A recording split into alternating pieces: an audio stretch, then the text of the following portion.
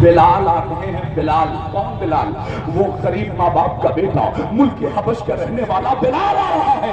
اتنا سننا تھا وقت کا 25 لاکھ مربع میل پر تنہا حکومت کرنے والا خطاب کا بیٹا عمر کھڑے ہو گئے. مسند خلافت کو چھوڑ دیا, ہاتھ باندھا اور دروازے کے پیچھے آ کر کے جناب عمر کھڑے ہو گئے. سوچو سنو, ڈسپلن.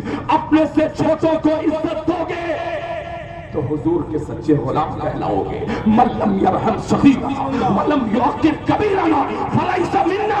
میرے مصطفیٰ فرماتے ہیں جو اپنے سے بڑوں کا ادب اور جو بڑا اپنے سے چھوٹوں پر شفقت نہ کرے, حضور فرماتے ہیں فلیس منا, وہ ہم میں سے نہیں ہو سکتا. بلال حبشی دروازے سے انٹری کر رہے تھے. جناب عمر ہاتھ باندھ کے دروازے کے پیچھے کھڑے ہوئے ہیں. نہیں جا سکتا بالکل کسی قیمت پر, کیونکہ چچا کی دعائیں میرے ساتھ ہیں. بس آپ مضبوط ہاتھ نہ رکھیے کارنا کے واسطے, دعائیں چاہیے. آپ کا ہاتھ بہت مضبوط ہے, آج تک محترم کو یاد ہے وہ ہاتھ. اللہ سلامت رکھے. یہ جنون ہے, جنون, یہ عشق ہے, عشق. جناب عمر کھڑے ہو گئے. قیصر و کسریٰ, سکندر بطارہ اور بڑی بڑی سپر پاور طاقتوں کے سلاطین زمانہ کی حیثیت نہیں تھی کہ جناب عمر سے نگاہ اٹھا کر بات بھی کر سکیں. مگر جب بلال حبشی آئے, ہاتھ باندھ کر دروازے کے پیچھے جناب عمر کھڑے ہو گئے. بلال حبشی نے دروازے سے انٹری ماری, پلٹ کے دیکھا تو عمر ہاتھ باندھ کے کھڑے. کہا امیر المومنین کیا غضب کر رہے ہیں آپ, کیا کر رہے ہیں؟ کہاں میں کیا لا کر اٹھا, ماں باپ کا بیٹا, اور کہاں خطاب کا بیٹا, خلیفہ دوئم امیر المومنین, کیا غضب کر رہے ہیں؟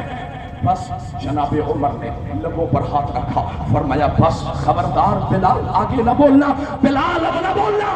کیا ہو گیا عمر, کیا بات ہے؟ کہا بلال پہلے تو کیا تھا یہ میں نہیں جانتا, مگر فتح مکہ کے دن مصطفیٰ کریم کی زبان فیض ترجمان سے جو جملے میں نے سنے ہیں وہ صبح قیامت تک مصطفیٰ کے صحابہ کی زبانوں پر لکھے رہیں گے. کہا کیا؟ کہا میں جب ہم فتح مکہ کر کے آئے ایک قطرہ خون زمین مکہ پر نہیں رہا. پھر کیا ہوا؟ کہا ظہر کی نماز کا وقت ہو گیا. مسلمانوں کے پیغمبر نے کہا تھا او میرے صحابہ اذان پڑھو, اذان.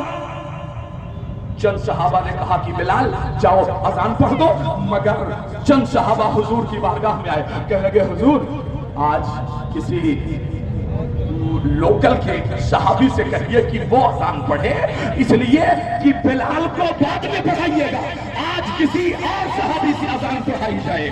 حضرت عمر فرماتے ہیں کہ میں نے پیغمبر اسلام کے ماتھے پر شکنجے کی ناراضگی کے آثار دیکھے, اور میرے مصطفیٰ نے کہا خبردار, شیب ابی طالب میں قید و بند کی زندگی گزار کر اذان پڑھے تو میرا بلال, بدر میں پتھر کھا کر اذان پڑھے تو میرا بلال, خندق میں تلواروں کے سائے میں اذان پڑھے تو میرا بلال, احد میں میری ڈھال بن کر اذان پڑھے تو میرا بلال, اور آج فتح مکہ ہے تو میں کہہ دوں بلال نہیں پڑھے گا, آج بھی اذان پڑھے گا تو میرا بلال.